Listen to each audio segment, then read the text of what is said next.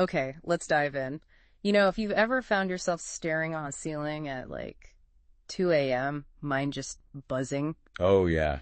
That feeling. you know what I mean? And you're definitely not alone. Sleep issues are just incredibly common. I think I saw a stat that something like a third of adults deal with insomnia symptoms, at least short term. It's almost a hallmark of our modern lives, isn't it? That struggle for rest. It really feels like it. But what if there's something, a practice that's both really old and backed up by science now? Hmm. Something gentle, natural to quiet that buzz. And that's exactly what we're focusing on in this deep dive, meditation for sleep. Yeah, our mission today is to really unpack this. We want to explore why it works, looking at the science, but also, the wisdom from older traditions. Right, and then get practical. Share some real tips for building a routine. Maybe walk through what a sleep meditation actually feels like. Exactly. We want to give you the understanding and the tools, help you find that peaceful slide into sleep so many of us are looking for. So let's get comfortable, maybe dim the lights, metaphorically anyway, and start exploring. Okay, so to get why meditation helps sleep, we probably need to start with what messes up sleep in the first place. That's the spot. And usually it boils down to stress and just an overactive mind at night. Right. Those thoughts that just circle. Oh, totally. The worries, the replays, the to-do lists, they just throw a party when your head hits the pillow. Exactly. And meditation comes in as this really effective mind-body practice. It's not just mental, not just physical. Right. It combines techniques, focus, awareness, with things like deep breathing. So it tackles the racing thoughts and the physical tension they cause. It helps create that state that's actually ready for sleep. So it's not about like forcing thoughts to stop, Yeah, because that feels impossible. not at all. It's more about changing your relationship with them, learning to gently guide your focus back, maybe to your breath. Like watching clouds instead of getting stuck in the storm. Perfect analogy. You learn to just observe the thoughts without getting swept away. And that skill, that mindfulness, really quiets the mental chatter that feeds insomnia. You're training your mind to step back from that high alert mode. That makes sense for the mind. What about the body? What's happening physically? That's where the relaxation response kicks in. It's basically the body's natural antidote to stress. The opposite of fight or flight. Exactly. The stress response floods you with cortisol, jacks up your heart rate, puts your brain on high alert, all terrible for sleep. You know that wired feeling? Yeah, definitely. Meditation does the opposite. As you practice, your breathing slows down, gets deeper, your heart rate drops, blood pressure lowers, even your brain waves shift to calmer patterns. So it's like gently taking your foot off the gas pedal of that stress engine. Precisely. You can actually feel your muscles letting go of tension. Your body just softens. It's a state of restful alertness, not sleep itself, but the perfect doorway to it. Restful alertness. I like that. Yeah, there was a study on experienced meditators describing exactly that state. Measurable changes, heart rate down, Right. slower breathing, and brain patterns linked to like enhanced calm while still awake. It's turning off the alarm system and inviting the rest and digest system. Which is what you need for sleep. Absolutely. That's pretty amazing, the physical impact. Does it affect hormones too, like our internal clocks? Yes, and this is a really key area science is looking at. Meditation seems to help regulate our circadian rhythms. And a major player there is melatonin. The sleep hormone. Right. And research suggests that regular meditation might actually boost your body's natural nighttime production of melatonin. Wait, really? So meditating helps your body make more of the stuff that tells it it's time to sleep, Yes, naturally. That's what it looks like. Yeah. Some studies found significantly higher melatonin levels at night in meditators. One saw up to a 150% increase compared to non-meditators. Wow. It's like it helps synchronize your internal clock, telling your body, okay, release the melatonin now. That makes so much sense, helping your body's chemistry line up with needing rest. Exactly. And that doesn't just help you fall asleep. It likely contributes to better quality sleep, more restorative sleep.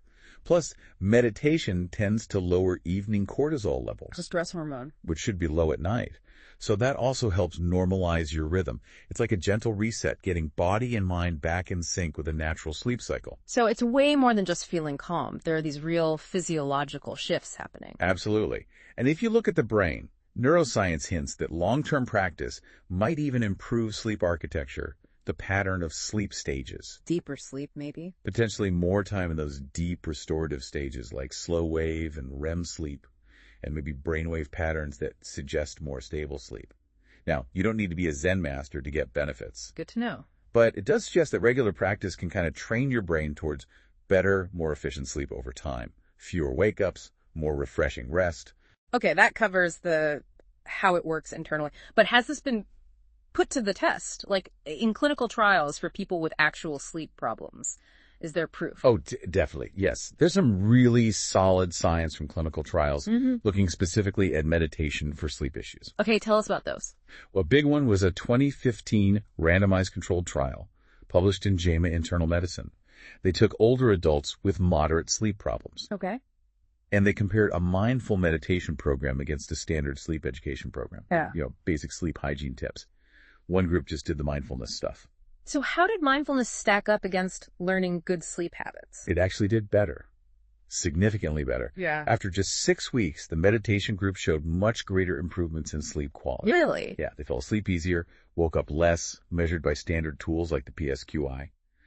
And they also reported fewer insomnia symptoms overall, less fatigue, even less depression, and more daytime energy. Wow, so meditation actually outperformed the sleep hygiene education. That says a lot. It really does. It suggests the benefit isn't just about having a routine, but about the practice itself, actively calming the mind and body right when you need it before bed. Were there studies looking at like chronic long-term insomnia? Yes, another key trial focused specifically on adults with chronic insomnia. They compared mindfulness-based stress reduction, MBSR, and a related therapy, MBTI, against a waitlist control group. And what happened there? Both mindfulness groups saw major improvements, clinically significant improvements. They spent much less time awake during the night. Their insomnia severity scores dropped way down. That sounds like a dream come true for someone with chronic insomnia, less time lying awake. Huge impact. The control group, meanwhile, barely changed. And get this, at a 6-month follow-up, about half the participants in the mindfulness groups no longer met the clinical criteria for insomnia. Half. Just from meditation. They weren't clinically defined as having insomnia anymore. That's incredible. It's pretty profound. The researchers basically concluded that mindfulness meditation is a viable treatment option, potentially an alternative to traditional treatments. So it could work as well as, or maybe even better than, standard therapies for many people, and probably without the side effects of medication. That's the implication, yeah. These trials really give strong scientific backing to what people have anecdotally known for, well, centuries.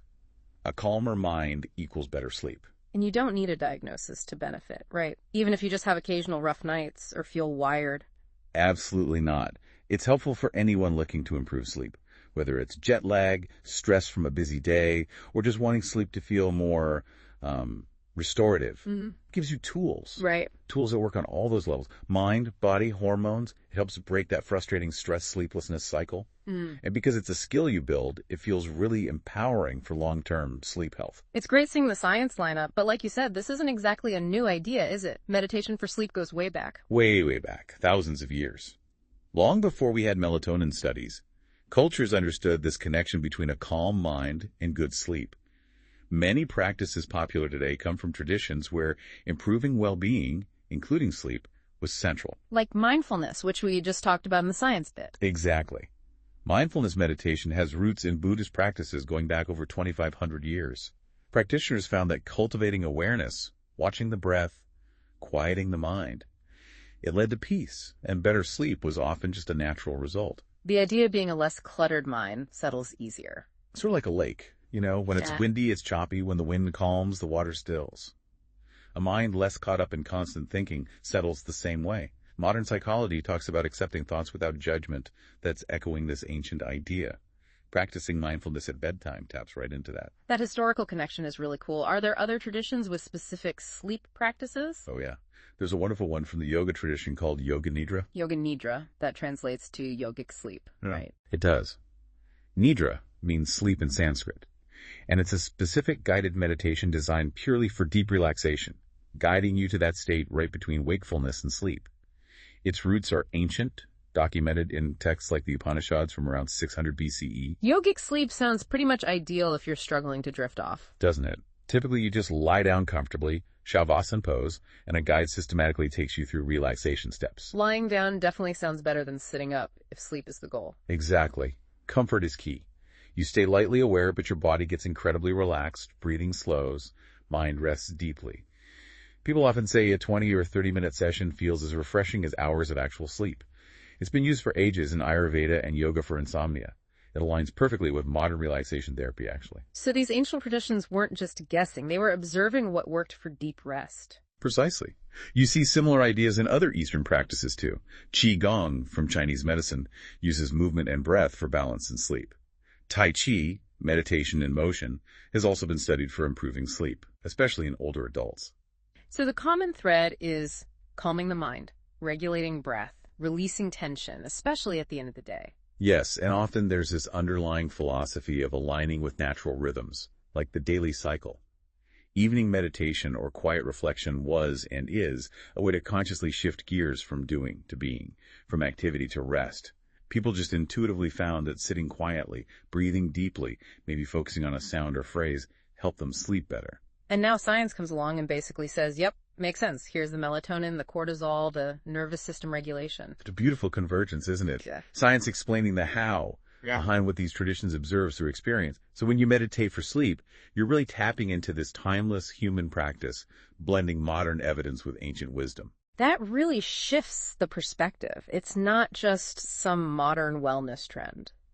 Okay, so for someone listening who wants to actually do this, what are the practical steps? How do you start tonight? Right, the how-to. It really comes down to creating a consistent, calming ritual. Think of it as building yourself a gentle off-ramp from the busy day onto the sleep highway.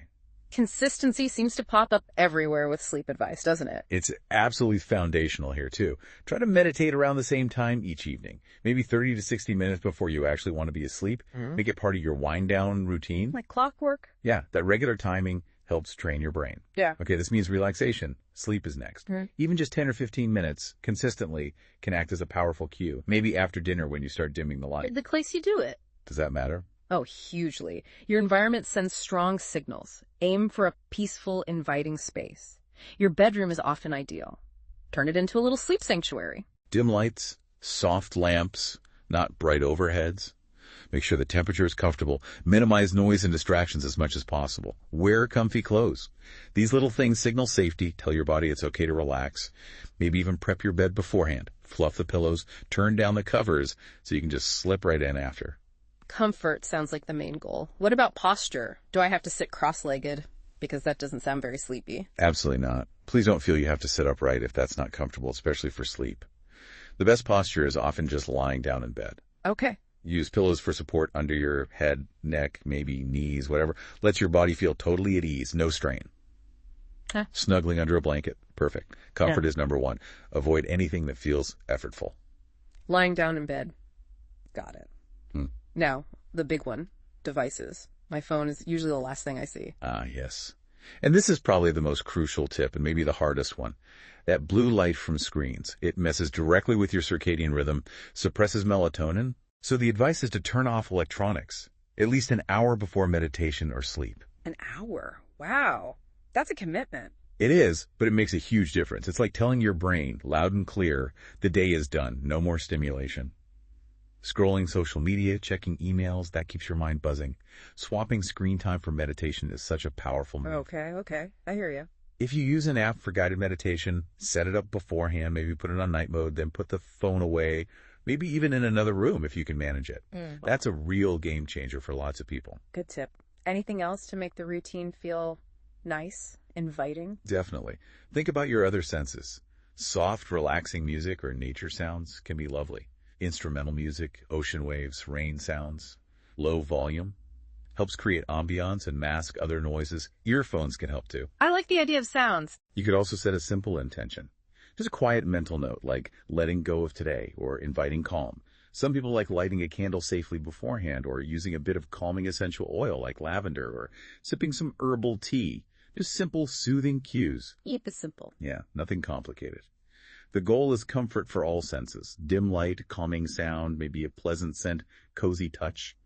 When your whole environment whispers relax, your mind and body are much more likely to follow. It sounds like building this really personal, quiet ritual, like designing your own little sunset. That's a beautiful way to put it. Yeah. Okay, so you've set the stage, you're comfortable.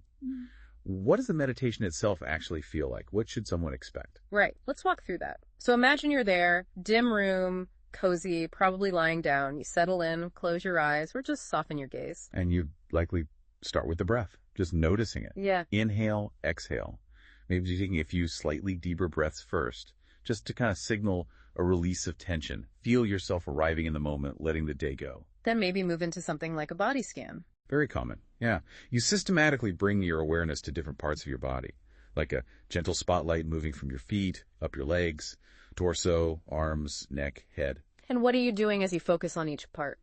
Just noticing sensations, warmth, tingling, maybe nothing much, and inviting that area to soften, to relax, consciously letting go of any tightness you find there. Seems like a good way to get your mind off thoughts, focusing on the body instead. It really is. It anchors you in physical sensations, which naturally quiets the mental chatter. Often, by the end of a body scan, your mind feels calmer and your body feels really heavy, relaxed. Perfect prep for sleep. Another related technique is progressive muscle relaxation, tensing and releasing muscles. Helps you learn to let go physically. Both are great for calming the nervous system. And the breath is still there, kind of underneath it all. Always the anchor. You might just rest your attention on the feeling of breathing, maybe counting breaths. Or try something like that. 4, 7, 8, breath inhale 4, hold 7, exhale 8. That rhythm is incredibly calming, slows the heart rate. It's like a natural lullaby, signaling safety. But what if your mind wanders off? Because it probably will. Oh, it absolutely will. That's totally normal, not a sign you're doing it wrong. The practice isn't about having a totally blank mind. Right. It's about noticing when the mind has drifted into worries, plans, whatever, and then gently, kindly guiding it back to the breath or the body scan or whatever your focus is. Every time you do that, you're strengthening that focus muscle. You might start noticing longer gaps between thoughts. The noise just quiets down. Okay.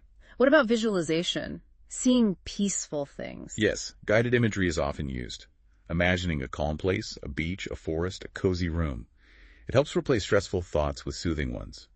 Your brain responds strongly to imagination, so visualizing safety and peace can trigger real relaxation. Steers you away from the worry loop. Exactly. Sessions can be short, 5 minutes or longer, 20, 30 minutes, no magic number. The goal isn't necessarily to finish the meditation. Is it okay if you just fall asleep during it? It's more than okay. It's often the goal. Consider it a success if you drift off mid-meditation. That means it worked. You might not even remember the end. If you're still awake at the end, you'll likely feel super relaxed, heavy, drowsy, right on the edge of sleep. And guided ones, like from an app, are probably helpful starting out. Hugely helpful, especially if your mind feels really busy. Having that calm voice guide you gives you something external to focus on. Research backs up guided programs for improving sleep, but you can definitely do it self-guided with practice too. Both work. It sounds like this lovely, gradual slowing down, letting go, easing towards sleep. That's exactly the feeling. Breath deepens, muscles loosen, worries soften, the mental chatter fades. You just find yourself in this state of deep restfulness, right at the threshold, ready to cross over easily into sleep. Well, this deep dive has really covered a lot of ground. The science, the history, the practicalities of meditation for sleep. And I think the big takeaway is how this practice really bridges that ancient wisdom with what modern science is now confirming. It genuinely helps improve sleep. Yeah, tackling insomnia, reducing wake-ups, helping regulate hormones and brain waves. It works holistically, doesn't it? Yeah. Calms the mind, relaxes the body, helps sync our natural rhythms, boosts melatonin. And while the science is fascinating, the basic human experience finding peace before bed helps you sleep better. That's timeless wisdom. It really is. And what's so great is how accessible it is. You don't need fancy gear, just a little time and being gentle with yourself. And it's so adaptable. 5 minutes, 30 minutes, lying down, sitting. And remember, if you try it, your mind will wander. It's okay. Just gently bring it back. Each time builds that relaxation muscle. Those small efforts really do add up over time. Big changes can come from that consistency. So we really hope you feel encouraged to maybe try a short meditation tonight. Right. Use those tips. Dim lights, phone away, get comfy, maybe some soft sound. Think of it as a little ritual of kindness for yourself at the end of the day. A gift. And with practice, you really can cultivate this inner ability, like an internal switch, to dim the mental noise and turn up the calm. It becomes this incredibly powerful, natural tool for sleep right inside you. Thank you so much for joining us on this deep dive today. We hope you feel a bit more equipped, maybe inspired. Here's to quieter minds, calmer bodies, and truly restful nights for you. And maybe something to ponder as you wind down tonight. Isn't it fascinating how this simple act, something rooted in such ancient human traditions, holds such profound power for navigating the challenges of sleep in our buzzing modern world? Until next time, sleep well.